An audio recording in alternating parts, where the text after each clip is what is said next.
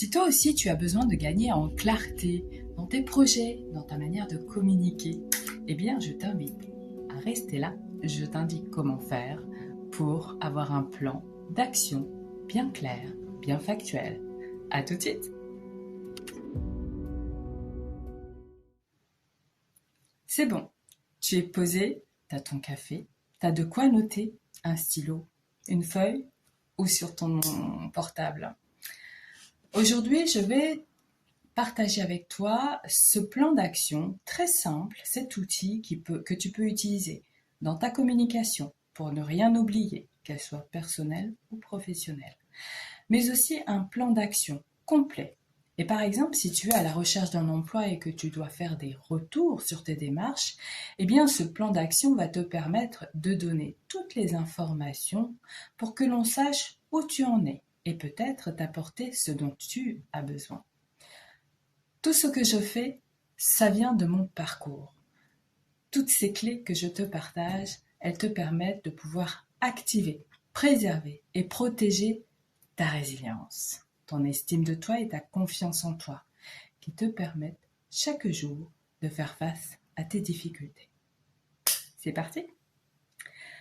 Alors, je te présente le questionnement quintilien.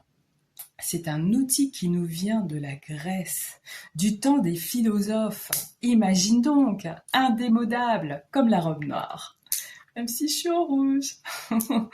C'est pour la chance, on est le 1er mars quand je filme cette vidéo et je nous souhaite à tous de pouvoir trouver les ressources et les stratégies pour faire face aux défis du quotidien, les nôtres collectifs. Donc revenons à toi. Dans ton projet, dans ta communication, c'est comme moi, hein, tu as une sensibilité assez développée, que tu as besoin d'aller à ta vitesse, que tu as besoin de comprendre avant d'agir, eh bien, je te propose le questionnement quintilien qui va te permettre de ne rien oublier dans ta communication. Concrètement, c'est quoi? Tu dois le connaître soit sous le QQ au QCP. C'est ce moyen mnémotechnique qui te permet de t'en rappeler. Le qui, quand, quoi, comment, où, combien. Et moi, j'ai rajouté le pourquoi en 2 mots séparés. Parce que cela te permet de mettre du sens dans ton projet, dans ta communication. Il y a toujours un but. Si tu as regardé la vidéo des intentions de vendredi dernier, il est important d'avoir un objectif, d'avoir une ligne, une cible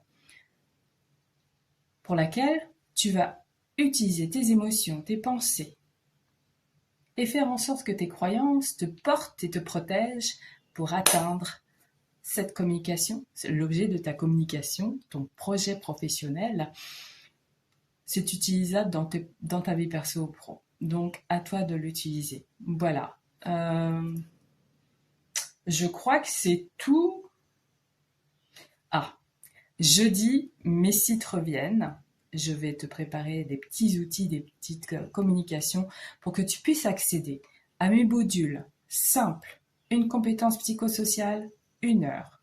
En attendant, si tu veux aller plus loin pour mettre en action ton projet professionnel, tu as dans mes offres de services sur le site un guide projet professionnel où je te permets de mettre du sens sur toutes les difficultés qui peuvent se présenter au travail, mais aussi je te donne des outils tels que une fiche pour ton plan d'action professionnel, une fiche pour ta communication non violente et une fiche pour la résolution de problèmes.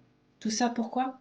Parce que je crois que tu es un humain puissant car résilient. Prends bien soin de toi. C'était Jess, ta formatrice, qui t'apporte un soutien psychosocial au quotidien. Bye bye!